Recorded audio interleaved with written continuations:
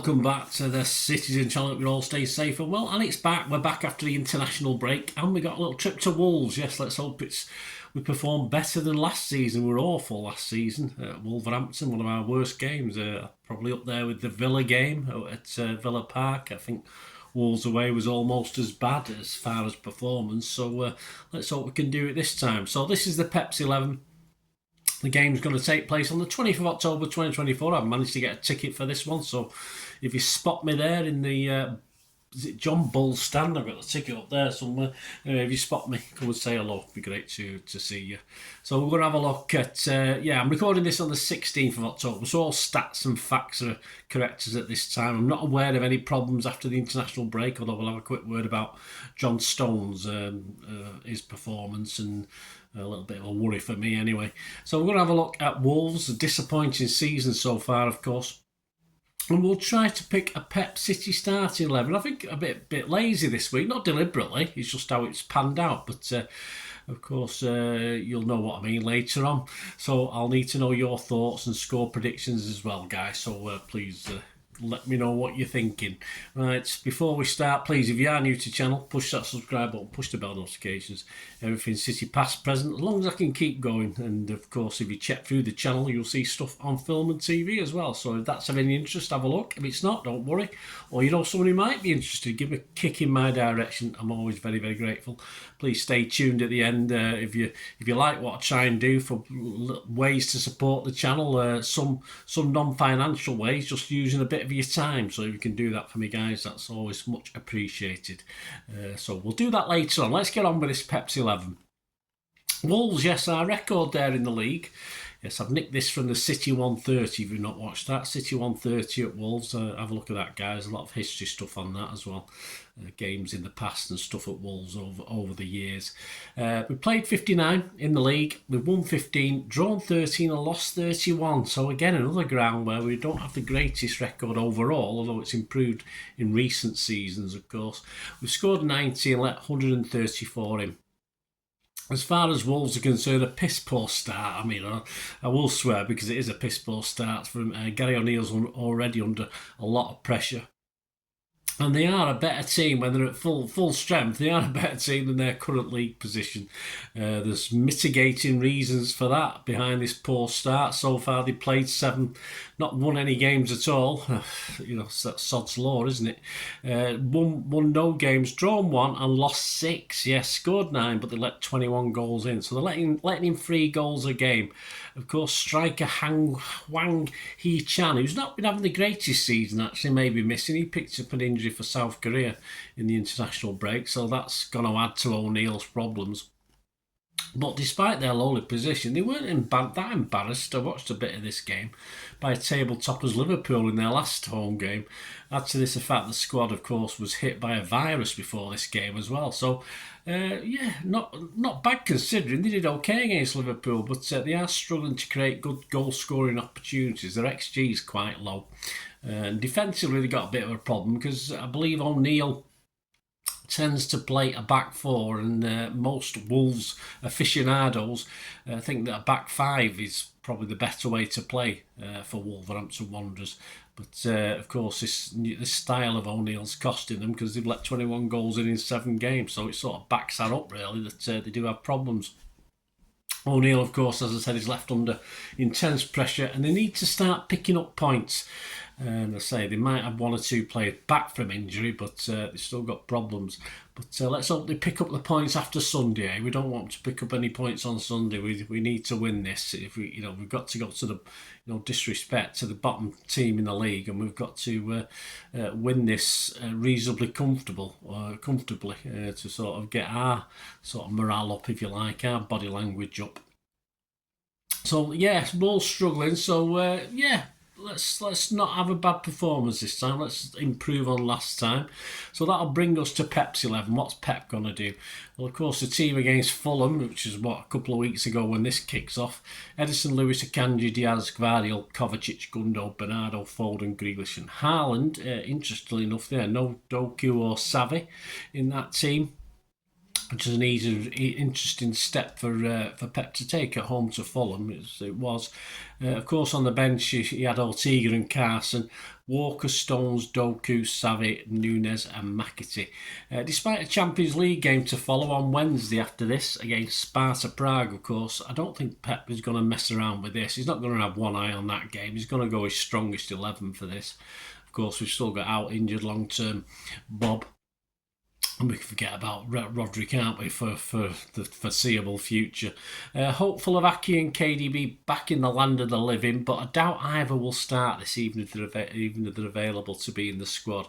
I did worry about Stones because he looked a bit uncomfortable at one point in that game against England. I think they had some guy warming up, but he seemed to run it off. That's okay, but is he expecting too much for Stonesy to come back and start playing for us? And that's the worry at the moment with John Stones. He seems to be getting his performances for England and struggling for us. So I still don't think he'll start this.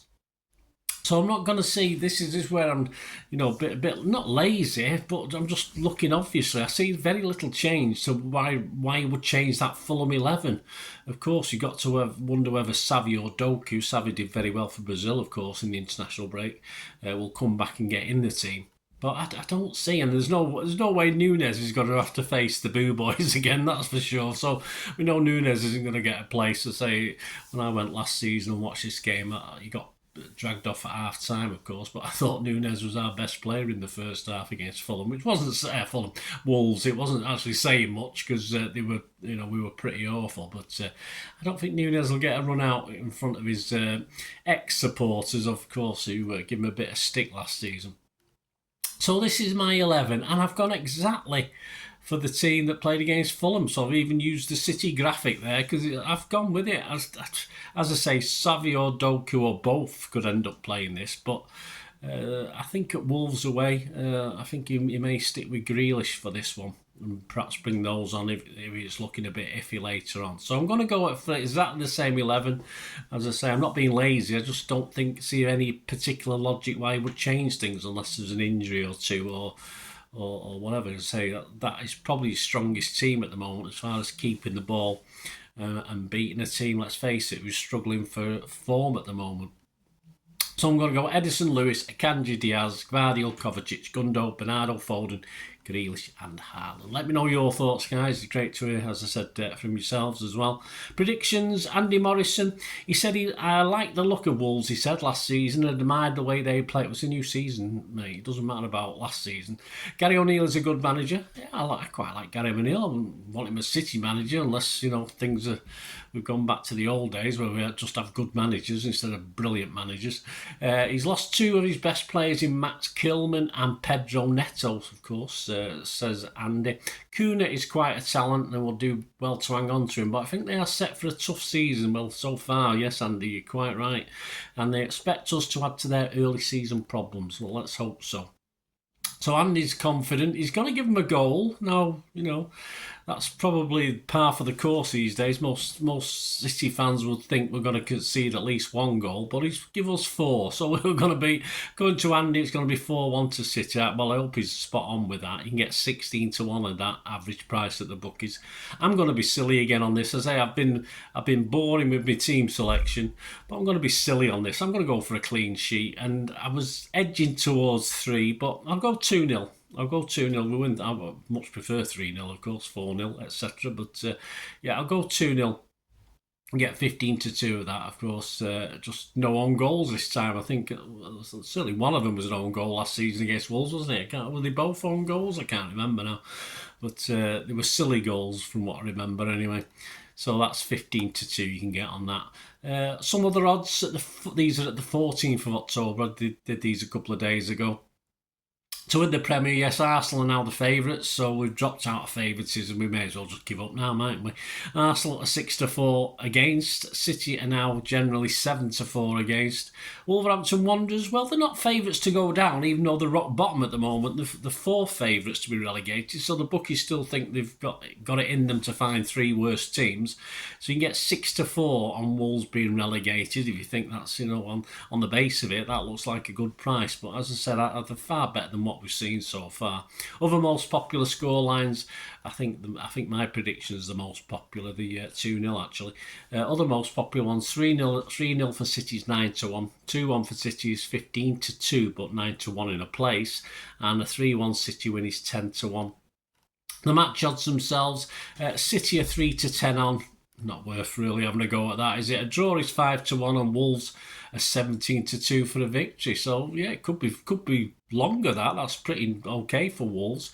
And if you're a Wolves fan, you can dutch those two and fill your boots if you're confident. Why not? Hey, you may as well be confident, mate. You've got to. Wolves fans will be thinking they've got to pick up a win at some stage. So why not beat the team standing second in the league? But let's hope that doesn't happen, eh? So next up, player ratings and the story of the game. Now, I will try to get the player ratings out Sunday night, but I am in work Monday, so depending what time I get back from Mull, I could have to hang on because I do have to get up early. If you watch my vlogs, guys, I do early shifts, so I'm up at 2 a.m. in the morning. So I'll try and get it out Sunday, but more likely they'll both be out on Sunday and Monday, the player ratings and the story of the game. But if we can get the player ratings out on Sunday night, I will do, but so I'm not overly optimistic on that one. And of course, there will be very quickly out on, it could be Monday, but it could be both go out on Monday, those things, and on Tuesday I'll stick out at the Sparta Prague Pepsi 11 as well, so that'll be out definitely on Tuesday. As I say, if I get one of the others out on Monday, I might be able to get the Sparta Prague out on Monday night as well. But I'll play safe and say Tuesday on that. So there you go, guys, and lots of different things on the channel at the moment, so check out all my bits and pieces. I know a few of you have been watching history stuff over the international break because there's plenty on there to watch, so hope you enjoyed this feature anyway, guys, and as I said, please stay watching just for ways you can help support the channel. Well, I hope you enjoyed the feature, and if you can support me through the subscription, if you can subscribe, guys, that'd be wonderful if you've not already done so.